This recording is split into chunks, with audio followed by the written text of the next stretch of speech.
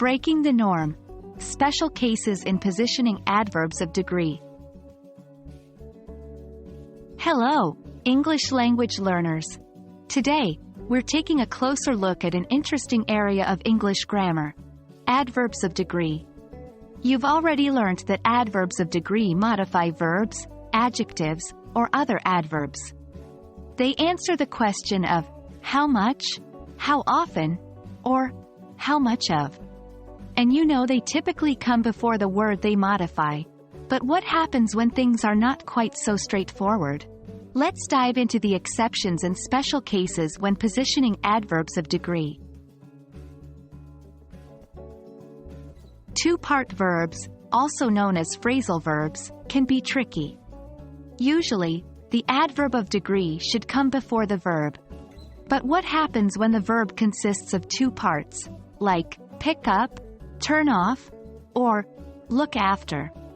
In these cases, the adverb of degree can often come either before the two-part verb or in between the two parts.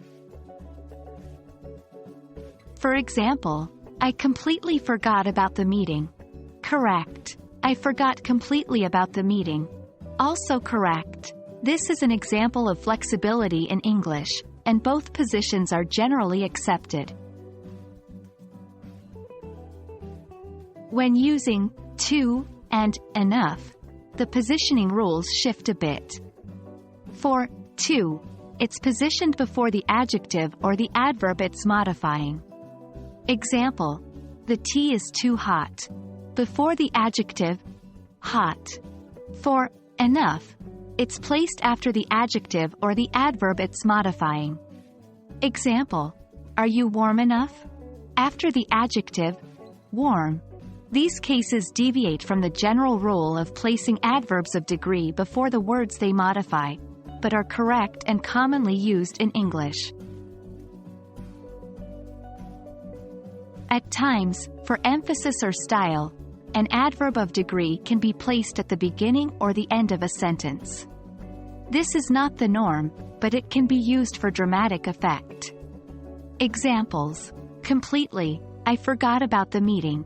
Beginning of sentence: I forgot about the meeting, completely. End of sentence. While this structure can be seen in poetry, songs, or dramatic speech, it's less common in everyday English. It's important to note this exception for a deeper understanding of how flexible the English language can be. And that wraps up our exploration of the exceptions and special cases in positioning adverbs of degree. Remember, while there are rules in English, there are often exceptions that allow the language to be more flexible and expressive. Keep practicing these examples and soon you'll be a pro at using adverbs of degree in any situation. Thanks for joining, and until next time, keep learning and exploring the wonders of English grammar.